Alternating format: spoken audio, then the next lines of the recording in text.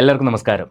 കഴിഞ്ഞ കുറേ ദിവസങ്ങളായിട്ട് നമ്മൾ കേട്ടുകൊണ്ടിരിക്കുന്നൊരു എന്താ പറയുക, ഒരു വലിയൊരു വാർത്തയാണ് അമ്മ അസോസിയേഷനിലുള്ള ചേരിപ്പോര്. ശ്വേതാ മേനോൻ, കുക്കു പരമേശ്വരൻ, ടിനി ടോം, അൻസിബ ഹസൻ, ഉണ്ണി ശിവപാൽ, ലക്ഷ്മിപ്രിയ, നീന കുറുപ്പ്, ഇത്രയും പേരുടെ പേരുകളാണ് ഇങ്ങനെ മുഴങ്ങി കേട്ടുകൊണ്ടിരിക്കുന്നത്.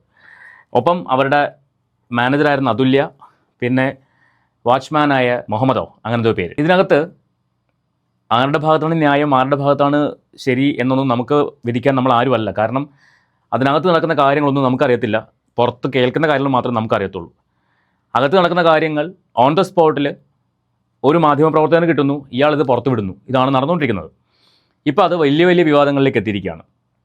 ഹേമ കമ്മിറ്റി റിപ്പോർട്ട് വന്ന സമയത്ത് ആണുങ്ങൾ തലപ്പത്തിരിക്കുന്നതുകൊണ്ടാണ് ഈ പ്രശ്നങ്ങളൊക്കെ ഉണ്ടാകുന്നത്. അതുകൊണ്ട് സ്ത്രീകൾ തലപ്പത്ത് വരണം എന്ന് പറഞ്ഞിട്ടാണ് ശ്വേതാ മേനോനെ പ്രസിഡൻ്റാക്കി കുക്കു പരമേശ്വരനെ ജനറൽ സെക്രട്ടറി ആക്കി അമ്മ അസോസിയേഷൻ പുനഃസംഘടിപ്പിച്ചത്. പക്ഷേ നേരത്തെ ഉണ്ടായിരുന്നതിനേക്കാളും പ്രശ്നങ്ങളാണ് ഇപ്പോൾ ഉള്ളത്.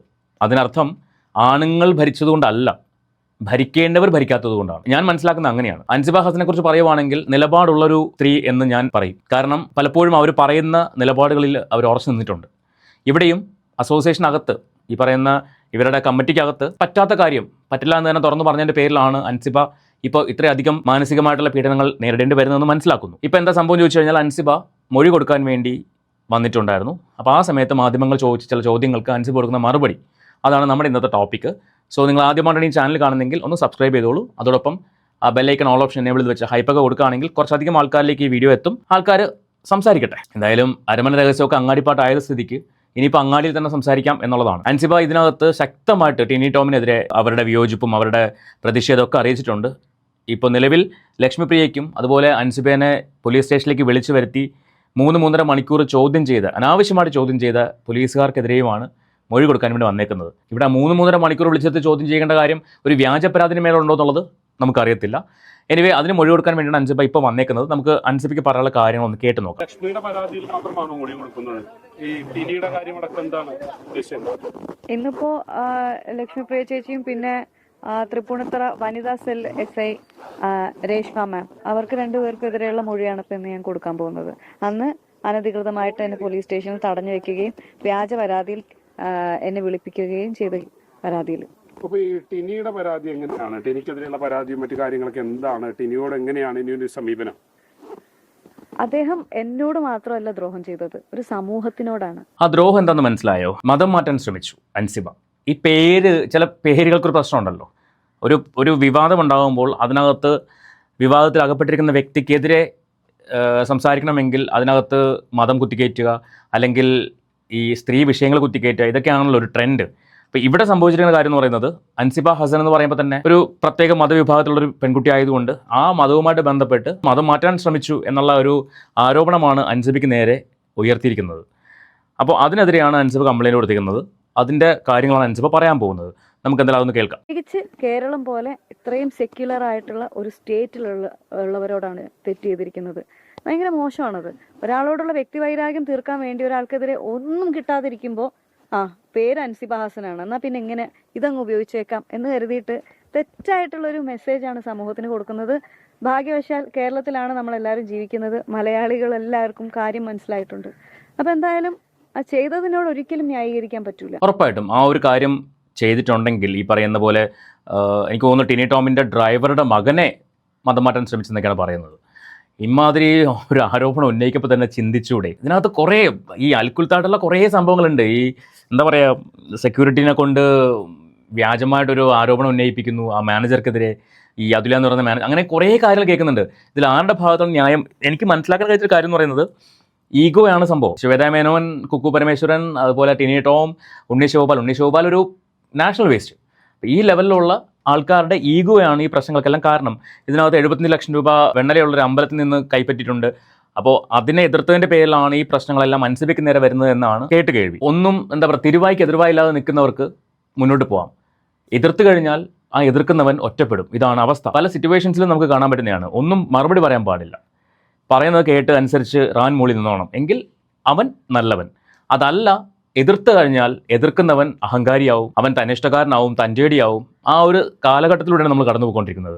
ഇവിടെ അൻസിബ എന്ന് പറയുന്ന പെൺകുട്ടി നിലപാടുള്ളത് കൊണ്ട്, അവർ പറയുന്ന കാര്യങ്ങൾ ഉറച്ചു നിൽക്കുന്നതുകൊണ്ട് ചില കാര്യങ്ങൾ അവർ എതിർപ്പ് പ്രകടിപ്പിച്ചു. അതിനെതിരെ അവിടെയുള്ള ആൾക്കാർ പ്രതികരിച്ചപ്പോൾ ഇവർ ആ അസോസിയേഷനിൽ നിന്ന് രാജിവെച്ചു. ഈ പറയുന്ന അസോസിയേഷൻ എന്നല്ല, അവരുടെ സ്ഥാനത്ത് നിന്ന് അവർ രാജിവെച്ചു. അതിന്റെ പിന്നാലെയാണ് ഇവർക്ക് നേരെ ഇത്തരം ആരോപണങ്ങളെല്ലാം ഉന്നയിച്ചങ്ങ് വിടുന്നത്. കാരണം ഈ പല ആൾക്കാരുടെയും കള്ളങ്ങൾ അവിടെ പുറത്തേക്ക് വരും എന്നൊരു ധാരണ അവർക്കുണ്ടായതിന്റെ പേരിൽ സംഭവിച്ചതായിരിക്കാം. ബാക്കിയേക്കാം. അതിനുള്ള ശിക്ഷ അദ്ദേഹം അനുഭവിച്ചേ പറ്റുള്ളൂ. തീർച്ചയായിട്ടും ഞാൻ പരാതിയായിട്ട് മുന്നോട്ട് പോകും. അതിനുള്ളൊരു കാരണം കൂടെ ഉണ്ട്. ഞാൻ അമ്മയിൽ ഓൾറെഡി പരാതി അയച്ചിട്ടുണ്ടായിരുന്നു. അപ്പൊ പരാതി അയച്ചു കഴിഞ്ഞ് അവസാനം മീഡിയയുടെ പ്രഷർ കാരണമാണ് അമ്മയിൽ നിന്ന് പറയണത് കേൾക്കാം. അതിന്റെ മുന്നേ ഞാൻ പല പരാതികൾ കൊടുത്തിട്ടും ഈ കാര്യങ്ങളെല്ലാം പറഞ്ഞിട്ടും ആരും കേട്ടിട്ടില്ല. മീഡിയയുടെ പ്രഷർ കാരണം മാത്രമാണ് എന്നാ കേൾക്കാം എന്ന് പറഞ്ഞു. സ്ത്രീകൾ തലപ്പത്ത് വന്നപ്പോൾ എല്ലാവരും പ്രതീക്ഷിച്ചൊരു കാര്യമുണ്ട്, ഈ അമ്മയ്ക്കകത്തുള്ള ആൾക്കാർ പ്രതീക്ഷിച്ചൊരു കാര്യമുണ്ട്, ഇനി സ്ത്രീകൾക്ക് നീതി കിട്ടുമല്ലോ, സ്ത്രീകൾ എന്തെങ്കിലും പരാതി പറഞ്ഞു കഴിഞ്ഞാൽ അതിന് മുൻഗണന കിട്ടുമല്ലോ, അല്ലെങ്കിൽ അതിന്റെ പരാതി എന്താണെന്ന് കേൾക്കാനെങ്കിലും തയ്യാറാവുമല്ലോ എന്നുള്ള ഒരു ചിന്തയുണ്ടായിരുന്നു ആൾക്കാർക്ക്. എന്നാൽ ഈ ശങ്കരൻ തെങ്ങിന്റെ മേളെന്ന് പറഞ്ഞ പോലെ കാര്യങ്ങൾക്കൊന്നും പ്രത്യേകിച്ച് മാറ്റമൊന്നുമില്ല. അപ്പം ഞാൻ നേരത്തെ പറഞ്ഞ പോലെ വ്യക്തികളാണ് മാറേണ്ടത്. ഒരു സംഘടനയിൽ ആണെന്നോ പെണ്ണെന്നോ വ്യത്യാസമല്ല, വരുന്നിരിക്കുന്നവർക്ക് കാര്യങ്ങൾ ചെയ്യാനുള്ള കഴിവുണ്ടെന്നാണ് നോക്കേണ്ടത്. ശ്വേതാ മേനോൻ എന്ന് പറയുന്ന വ്യക്തി കഴിവില്ലാത്ത ആളെന്നൊന്നും ഞാൻ പറയുന്നില്ല. ഇപ്പോൾ പ്രസിഡന്റ് എന്ന് പറയുന്ന ഒരു പ്രിസൈഡിംഗ് ഓഫീസറാണ്, അവർ അറിഞ്ഞുകൊണ്ട് എല്ലാ കാര്യങ്ങളും നടക്കാവും. പ്രസിഡന്റ് പല കാര്യങ്ങളും അറിയുന്നില്ല. എന്തെങ്കിലും വിവാദം വരുമ്പോൾ സെക്രട്ടറി മൗനമാണ്, അവരുടെ ഒരു ബൈറ്റ് പോലും പുറത്തു വന്നിട്ടില്ല. അപ്പം ഇങ്ങനെയുള്ള സംഭവങ്ങളാണ് നടന്നുകൊണ്ടിരിക്കുന്നത്. അമ്മ അസോസിയേഷൻ്റെ കുടുംബമാണെന്ന് പറയുന്നത്. ഒരു കുടുംബത്തിനകത്തൊരു പ്രശ്നം ഉണ്ടാകുമ്പോൾ അത് കുടുംബത്തിനകത്ത് നിൽക്കണം. എന്നാൽ കഴിഞ്ഞ ദിവസം ഒരു മീഡിയയിൽ ഒരു പ്രോഗ്രാമിൽ കേട്ടു മാലാ പാർവതി പറയുന്നത്, അമ്മയിൽ ഒരു സംഭവം ഉണ്ടായിക്കഴിഞ്ഞാൽ അത് സംഭവം ഉണ്ടായി കഴിഞ്ഞ അടുത്ത മൊമെന്റിൽ ഒരു മീഡിയ പേഴ്സൺ അത് അറിയും. ആ മീഡിയ പേഴ്സൺ മറ്റാരുമല്ല, ഹൈദരാലിയാണ്. പുള്ളിക്കാരന് ഈ വിവരം കിട്ടും, എവിടുന്ന് കിട്ടുന്നു, എങ്ങനെ കിട്ടും. അതിനകത്ത് തന്നെ വിവരങ്ങൾ ചോർത്താനുള്ള ചാരന്മാരുണ്ട്. ലക്ഷ്മിപ്രിയ നീനാകുറുപ്പും തമ്മിലുള്ള ഫോൺ സംഭാഷണം, ലക്ഷ്മിപ്രിയ നീനാകുറുപ്പിനെ തെറി പറയുന്ന ഫോൺ സംഭാഷണം, അത് അവരുടെ എക്സിക്യൂട്ടീവ് കമ്മിറ്റിക്കകത്ത് പോയ സാധനമാണ്. നിങ്ങൾ ആലോചിച്ച് നോക്കിയേ, എക്സിക്യൂട്ടീവ് കമ്മിറ്റിക്കകത്ത് ഇട്ട ഒരു ഓഡിയോ പബ്ലിക്കിലേക്ക് പോകണമെങ്കിൽ, അതും ഈ പർട്ടിക്കുലർ ചാനലിൽ, ആ ചാനലിലേക്ക് പോകണമെങ്കിൽ അതിനകത്ത് തന്നെ ചാരന്മാരുണ്ടായിട്ടല്ലേ. ശരിക്കും അമ്മേനെ നശിപ്പിക്കുന്നത് അമ്മയ്ക്കകത്തുള്ള ആൾക്കാർ തന്നെയാണ്, പുറത്തുള്ള ആൾക്കാരല്ല. ഇപ്പം ഇത്രയും വിവാദങ്ങളുണ്ടായി. ആ ഒരു സാധാരണക്കാർക്കിടയിൽ നടന്മാർ നടിമാർ എന്നൊക്കെ പറയുമ്പോൾ ഒരു സ്നേഹവും ആരാധനയും ഒക്കെ ഉള്ളതാണ്. ഇപ്പോൾ ലാലേട്ടൻ, മമ്മൂക്ക, അതുപോലുള്ള ആൾക്കാരോടൊക്കെ ഒരുപാട് സ്നേഹവും ആരാധനയും മനുഷ്യർക്കുള്ളത്. എന്നാൽ അതിനെല്ലാം ഇല്ലാണ്ടാക്കുന്ന ലെവലിലാണ് ഇപ്പോൾ അമ്മ അസോസിയേഷൻ്റെ പോക്കെന്ന് പറയുന്നത്. ഒരിക്കലും അക്സെപ്റ്റ് ചെയ്യാൻ പറ്റില്ല. ജനങ്ങൾക്ക് ഒരിക്കലും അതൊന്നും അക്സെപ്റ്റ് ചെയ്യാൻ പറ്റില്ല. എന്നാൽ അവരുടെ അകത്തുള്ള വിഷയങ്ങളാണ്. എന്നാൽ ഇത് അകത്ത് തീർക്കോ? അതില്ല. ഒരു ചെറിയ പ്രശ്നം ഉണ്ടായാൽ ഉടനെ അത് പബ്ലിക്കിലേക്ക് വിടുകയാണ്. ഒരു അവിയൽ വരുവാക്കി മാറ്റിയപ്പോൾ ആരാണ് ശരി, ആരാണ് തെറ്റ്, പല കുക്ക്ഡപ്പ് സ്റ്റോറീസ് ഉണ്ടാവുന്നു. ഇതിനകത്ത് ആരാ കളിക്കുന്നത്, ഒന്നും ഒരു ഐഡിയയും കിട്ടുന്നില്ല. ഇപ്പം അൻസിബയുടെ കാര്യത്തിൽ അൻസിബയ്ക്ക് നീതി കിട്ടിയേ പറ്റൂ. കാരണം ആ കുട്ടിയുടെ ഭാഗത്ത് ന്യായമുണ്ടെന്ന് എല്ലാവർക്കും മനസ്സിലായി. അതിനെ വെറുതെ ഇങ്ങനെ തേജോവധം ചെയ്തുകൊണ്ടിരിക്കുകയാണ്. അപ്പോൾ അത് നിയമപരമായിട്ട് പോകുന്നു. അല്ലാണ്ട് ചുമ്മാ മീഡിയയുടെ മുമ്പിൽ പ്രസംഗിക്കുന്നില്ലല്ലോ. ഇതിനൊരു പ്രിയങ്ക നായർ വന്നിട്ട് കുറേ ഡയലോഗ് അടിയുണ്ടായിരുന്നു. ടിനി ടോം അങ്ങനെയായിരുന്നു, ടിനി ടോം ഇങ്ങനെയായിരുന്നു, ടിനി ടോം ഞങ്ങളോടൊന്നും മോശമായിട്ട് പെരുമാറിയിട്ടില്ല. ഇവരോട് മോശമായിട്ട് പെരുമാറിയിട്ടില്ല എന്ന് വെച്ചിട്ട് മറ്റുള്ളവരോട് മോശമായിട്ട് പെരുമാറിയിട്ടില്ല എന്ന് പറയാൻ പറ്റുമോ? ഇല്ല. അപ്പൊ ഇവരെന്തിനാണ് ഈ കിടന്ന് മാറിയെന്ന് മനസ്സിലാവുന്നില്ല. ഇപ്പൊ ഡെയിലി ഇന്റർവ്യൂ കൊടുക്കലാണ് അവരുടെ പരിപാടി. ബാക്കി കേൾക്കാം. അപ്പൊ ഞാൻ പറഞ്ഞൊരു കാര്യം, ഇതേ കമ്മിറ്റി തന്നെ കേൾക്കാം എന്നാണ് പറയുന്നത്. അത് ഈ കമ്മിറ്റിയിൽ വിശ്വാസം ഇല്ലാത്തതുകൊണ്ട് അവിടുന്ന് റിസൈൻ ചെയ്ത് വന്ന ഒരാളാണ് ഞാൻ. റിസൈൻ ചെയ്തതിന് ശേഷമാണ് എനിക്ക് മീഡിയയിൽ ഇത് പറയാൻ പറ്റിയത്. അവിടെ ഇരുന്നുകൊണ്ട് എനിക്ക് പറയാൻ പറ്റില്ല. അപ്പൊ ഞാനിത് പറഞ്ഞു കഴിഞ്ഞതിന് ശേഷം ഇതേ കമ്മിറ്റിയുടെ മുമ്പാകെ ഞാൻ ഹാജരായി വീണ്ടും ഇതേപ്പറ്റി സംസാരിക്കണം എന്ന് പറഞ്ഞു കഴിഞ്ഞാൽ എന്നെ പരിഹസിക്കുന്നതിന് തുല്യമല്ലേ അത്? ഉറപ്പായിട്ടും അവരെ ഇൻസൾട്ട് ചെയ്യുന്നതിന് തുല്യം തന്നെയാണ്. കാരണം ഇവർ തന്നെ പറയുന്നു, എനിക്ക് ആ കമ്മിറ്റിയിൽ ഇരിക്കാൻ പോലും എനിക്ക് താല്പര്യമില്ല എന്ന് പറഞ്ഞ് ഇറങ്ങിപ്പോയ ഒരു വ്യക്തിയോട് നിങ്ങൾക്ക് അതിൽ പറയാനുണ്ടെങ്കിൽ ഈ കമ്മിറ്റിയോട് പറയുക. അതെന്ത് വൃത്തികെട്ട പരിപാടിയാണ്. അങ്ങനെ പറഞ്ഞു കഴിഞ്ഞാൽ എന്തെങ്കിലും നീതി കിട്ടുമോ? ഒരു നീതിയും കിട്ടാൻ പോകുന്നില്ല. ഓക്കെ, ഞങ്ങൾ കേട്ടിരിക്കുന്നു, പരിപാടി കഴിഞ്ഞു. ഇത് കേൾക്കാൻ തയ്യാറായത് എന്തുകൊണ്ടാണ്? മീഡിയയുടെ പ്രഷർ കൊണ്ട്. ഇല്ലെങ്കിൽ കേൾക്കാൻ പോലും തയ്യാറാവില്ലായിരുന്നു. അൻസിബയോട് ശ്വേതാ മേനോൻ പറഞ്ഞത് ഈ വിഷയം ഇവിടെ സംസാരിക്കില്ലെന്നാണ് പറഞ്ഞത്. ആദ്യം ഇത് അസോസിയേഷൻ്റെ എക്സിക്യൂട്ടീവ് കമ്മിറ്റിയുടെ പ്രശ്നമല്ല, വ്യക്തികൾ തമ്മിലുള്ള പ്രശ്നമാണ്. ഞാൻ ചോദിക്കട്ടെ, ഒരു കുടുംബത്തിൽ രണ്ട് വ്യക്തികൾ തമ്മിൽ പ്രശ്നം ഉണ്ടാകുമ്പോൾ കുടുംബത്തിനകത്ത് ആ വ്യക്തികളെ വിളിച്ചിരുത്തി സംസാരിച്ചാൽ തീർക്കാവുന്ന കാര്യങ്ങൾ ഉണ്ടായിരുന്നുള്ളൂ. പക്ഷെ അതിനെങ്ങനെ വലിച്ചു നീട്ടി വഷളാക്കി ഒരു വല്ലാത്തൊരവസ്ഥയിൽ കൊണ്ടെത്തിച്ചു. രണ്ട് വ്യക്തികൾ തമ്മിലുള്ള പ്രശ്നമാണെന്ന് ഓർക്കണം. ഇന്നത് രണ്ടോ മൂന്നോ ചേരികളായി മാറി. ഇപ്പോൾ ജനറൽ ബോഡി എന്തോ വരാൻ പോകുന്നുണ്ട്. ആ സമയത്ത് ഇത് വലിയൊരു പ്രശ്നമായിട്ട് മാറും. ചുരുക്കി പറഞ്ഞാൽ അസോസിയേഷൻ പിരിച്ചുവിടേണ്ട ഒരു അവസ്ഥയിൽ വേണമെങ്കിലും എത്താം. അങ്ങനെയാണ് കാര്യങ്ങൾ പോയിക്കൊണ്ടിരിക്കുന്നത്. ഇപ്പോൾ അൻസിബയുടെ ഭാഗത്ത് നിൽക്കുന്നത് മാലാ പാർവതി, കൈലാഷ്, അങ്ങനെയുള്ള കുറച്ച് ആൾക്കാരാണ്. കണ്ടറിയണം കോശി എന്താ സംഭവിക്കാമെന്ന്. പിന്നെ അവരുടെ കാര്യമാണ്, ജനങ്ങളെ ഒന്നും ബാധിക്കുന്ന കാര്യമല്ല. ഇതിപ്പോൾ ജനങ്ങളിലേക്ക് ഇത് വന്നതുകൊണ്ട് നമ്മൾ സംസാരിക്കുന്നു അത്രമാത്രം. അതിനപ്പുറം നമുക്കിതിലൊന്നും വലിയ കഴമ്പൊന്നുമില്ല. അവരുടെ കാര്യം, അവരുടെ അസോസിയേഷൻ, അവർ അമ്മയും മക്കളും ഇന്ന് തല്ലിപ്പിരിയാണെങ്കിൽ നാളെ ചിലപ്പോൾ ഒന്നാവുമായിരിക്കും. വീണ്ടും സിനിമകൾ വരുമായിരിക്കും. ആൾക്കാർ നല്ല സിനിമയാണെങ്കിൽ കാണും, ഇല്ലെങ്കിൽ കാണത്തില്ല. അത്രേ ഉള്ളൂ. അതിനപ്പുറം വേറൊന്നുമില്ല. ജനങ്ങളെ ബാധിക്കുന്ന വിഷയമേ അല്ല. പിന്നെ എന്തിനാണ് ഇത് പബ്ലിക്കിലേക്ക് ഇടുന്നതെന്നാണ് എനിക്ക് മനസ്സിലാവാത്തത്. ഒരു കുടുംബ പ്രശ്നമാണെന്ന് പറയുമ്പോൾ, ഒരു കുടുംബമാണ് നാഴിക നാൽപ്പോട്ടും പറയുമ്പോൾ ആ കുടുംബത്തിലുള്ള പ്രശ്നം കുടുംബത്തിലല്ലേ തീർക്കേണ്ടത്? അതിനെന്തിനാണ് വലിച്ച് പബ്ലിക്കിലേക്ക് കൊണ്ടുവരുന്നത്? അതാണ് എനിക്ക് മനസ്സിലാവാത്തത്. നമുക്ക് ബാക്കി കേൾക്കാം. അൻസിബയ്ക്ക് വീണ്ടും കുറച്ചുകൂടി പറയാനുണ്ട്, കേൾക്കാം. ഇതേ എനിക്കൊരു നീതിയും തരാത്ത ഇതേ കമ്മിറ്റിയുടെ മുന്നിൽ പോയിരുന്നിട്ട് ഞാൻ എന്ത് പറയാനാ? അല്ലെങ്കിൽ അവരെന്ത് കേൾക്കാനാ? എനിക്ക് വേണ്ടി എന്തെങ്കിലും ന്യായത്തിന്റെ കൂടെ ഇരിക്കുകയോ?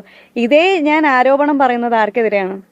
ടിനി ടോം. എന്ന് പറഞ്ഞ അദ്ദേഹത്തിനെതിരെയാണ്. അദ്ദേഹത്തെ സപ്പോർട്ട് ചെയ്യുന്ന പ്രസിഡന്റ്, എനിക്കെതിരെ വ്യാജ പരാതി നൽകിയ വൈസ് പ്രസിഡന്റ്, ഇങ്ങനെ ഇരിക്കുന്ന ഇവരുടെ മുമ്പാകെ ഞാൻ വീണ്ടും ഹാജരായി വീണ്ടും ഞാൻ ഈ കാര്യങ്ങൾ പറഞ്ഞു കഴിഞ്ഞാൽ എനിക്ക് നീതി കിട്ടുമെന്ന് തോന്നുന്നുണ്ടോ? അല്ലെങ്കിൽ തന്നെ ഞാൻ ആദ്യമായിട്ട് കേൾക്കുകയാണ് കുറ്റാരോപിതർ ഇരുന്നിട്ട് നീതി തരാൻ വേണ്ടിയിട്ട് സംസാരിക്കുന്ന കാര്യം. മറ്റാരെങ്കിലും ഇരുന്നല്ലേ സാധാരണ സംസാരിക്കുക ഒരു നീതി നടപ്പാക്കാൻ വേണ്ടിയിട്ട്. അപ്പം ഞാൻ ആകെ ആവശ്യപ്പെട്ടത് മറ്റൊരു സമിതിയെ വെക്കണം. അപ്പം ഞാൻ ആവശ്യപ്പെട്ടത് എനിക്ക് എൻ്റെ മനസ്സിൽ വന്ന 3 പേരുകളായതുകൊണ്ട് മാലാ പാർവതി ചേച്ചിയുടെ പേരും രമേശ് പിഷാരടി ചേട്ടൻ്റെ പേരും ധ്യാൻ ചേട്ടൻ്റെ പേരും ഒക്കെ ഞാൻ പറഞ്ഞത്. അപ്പം ഞാൻ അയച്ച മെയിലിൽ കൃത്യമായിട്ട് ഞാൻ മെൻഷൻ ചെയ്തിട്ടുണ്ടായിരുന്നു, ഇനി ഇവർ അവൈലബിൾ അല്ല എന്നുണ്ടെങ്കിൽ ബയസ്ഡ് ആയിട്ട് തീരുമാനങ്ങൾ എടുക്കാത്ത ആളുകൾ വേറെ മെമ്പേഴ്സ് അമ്മയിലുണ്ടല്ലോ, അങ്ങനെയുള്ള ആരെങ്കിലും വെച്ചിട്ട് നിങ്ങളൊരു സമിതി ഉണ്ടാക്കൂ, എന്നിട്ട് അവരുടെ മുമ്പാകെ ഞാൻ ഹാജരായിട്ട് ഞാൻ സംസാരിക്കാം. അവരുടെ ആവശ്യം ന്യായമാണ്. അതായത് ഇവർ ആർക്കെതിരെയാണോ ആരോപണം അല്ലെങ്കിൽ പരാതി പറയുന്നത് ആ വ്യക്തികൾ ഇരുന്ന് കേട്ടിട്ട് എന്ത് നീതി അവർക്ക് കിട്ടാൻ പോകുന്നത്? ലക്ഷ്മിപ്രിയ, ടിനി ടോം ഇങ്ങനെയുള്ള ആൾക്കാരാണ് ഇവരെ കേൾക്കാതിരിക്കുന്നത് തന്നെ. എന്ത് നീതിയായിരിക്കും ഇവർക്ക് കിട്ടുക? അപ്പോൾ അവരുടെ ആവശ്യം ന്യായമാണ്. ഇതൊരു കുടുംബമാണെങ്കിൽ, ഞാൻ വീണ്ടും പറയുന്നു, ഇതൊരു കുടുംബമാണെങ്കിൽ കുടുംബത്തിലുള്ള മെമ്പേഴ്സിനെല്ലാം ഒരുപോലെ കാണുക. പക്ഷേ പ്രസിഡന്റ് അങ്ങനെയല്ല കാണുന്നത്, അല്ലെങ്കിൽ സെക്രട്ടറി അങ്ങനെയല്ല കാണുന്നത്.